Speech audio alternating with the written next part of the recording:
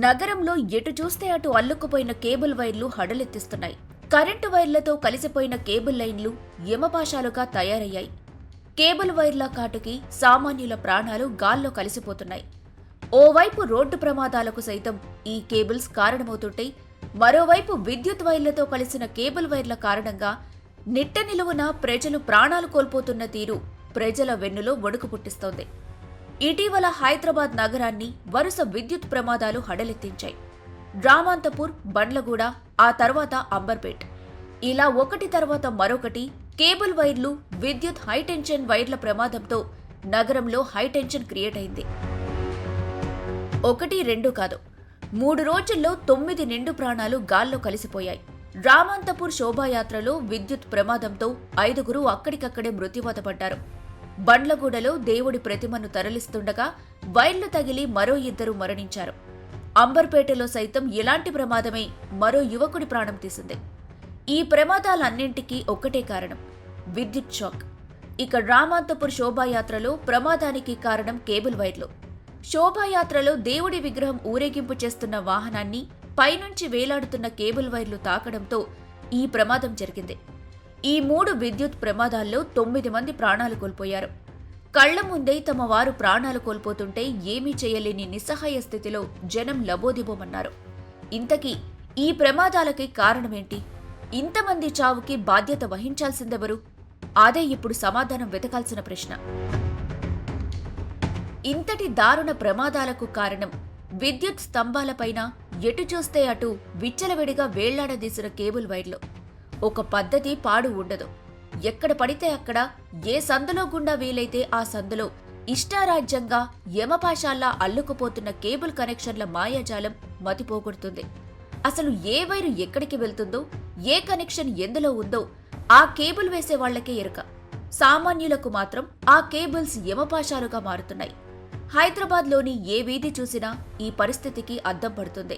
ప్రధానంగా నివాస ప్రాంతాల్లోని ఇరుకైన వీధుల గుండా వెళ్లే లో టెన్షన్ వైర్స్, అలాగే ఇంటర్నెట్, సిగ్నల్ లైన్స్తో సహా ఇతర కేబుల్స్ ప్రమాదకరంగా తయారయ్యాయి. దీనికి తోడు ఎటువంటి భద్రతా ప్రమాణాలు పాటించకుండా చట్టవిరుద్ధంగా వేస్తున్న కేబుల్ వైర్లు కూడా ప్రమాద తీవ్రతను పెంచుతున్నాయి. ఇంతకీ వీటిని పర్యవేక్షించాల్సింది ఎవరు? అక్రమంగా, చట్టవిరుద్ధంగా చుట్టలుగా ఆకాశంలోంచి వేళ్లాడుతున్న కేబుల్ వైర్లను ఎందుకు తీసేయటం లేదు? ప్రజలు అనేకసార్లు కంప్లైంట్ చేసినా పట్టించుకున్న నాథుడే లేడు. కనీసం ఇలా ఇష్టారాజ్యంగా కేబుల్స్ వెయ్యకూడదని చెప్పేవారే లేరు. దీన్ని నిర్లక్ష్యమనాలా, లేక అధికారుల అలసత్వానికి ఇది తార్కాణమా అని ప్రశ్నిస్తున్నారు ప్రజలు. రామాంతపూర్ తర్వాత వరుస ప్రమాదాలతో అధికారుల్లో కదలిక వచ్చింది. హడావిడిగా కేబుల్ ఆపరేటర్లపై చర్యలు చేపట్టారు. కేబుల్ వైర్లు, సెటప్ బాక్స్లను తొలగించటం మొదలుపెట్టారు. ఇష్టారాజ్యంగా కరెంటు స్తంభాలకు వేళ్లాడదీసిన అక్రమ, సక్రమ కనెక్షన్లను పీకిపడేశారు. అంతేకాదు, ఈ వరుస విద్యుత్ ప్రమాదాలపై హ్యూమన్ రైట్స్ కమిషన్ మండిపడింది. దీనికి బాధ్యులైన వారిని వదిలేదే లేదని తేల్చి చెప్పింది. ఘటనకు వివరణ ఇవ్వాల్సిందిగా అధికారులను ఆదేశించింది. కేబుల్ వైర్ల కారణంగా విద్యుత్ షాక్తో మరణాలు నగరాల్లో ఒక ప్రధాన సమస్యగా మారాయి. రోడ్డుపైన వెళ్తున్న వాహనాలకు అడ్డుపడి ప్రమాదాలు జరిగి ప్రాణాలు కోల్పోయిన ఘటనలు కోకొల్లలు. చీకట్లో నడుస్తున్న వ్యక్తులకు, వృద్ధులకు ఈ కేబుల్ వైర్లు చుక్కలు చూపిస్తున్నాయి. కేబుల్ వైర్లు మెడకు చుట్టుకోవడంతో అక్కడికక్కడే మృతి చెందిన ఘటనలు సైతం లేకపోలేదు. ఈ మరణాలకు, ప్రమాదాలకు వీధుల్లో వేళ్లాడుతున్న కేబుల్ వైర్లు, అక్రమ కేబుల్ కనెక్షన్లు ఒక కారణమైతే, దేవుడి ఊరేగింపుల్లో పాటించని ప్రమాణాలు కూడా ఈ ప్రమాదాలకు కారణంగా మారుతున్నాయి.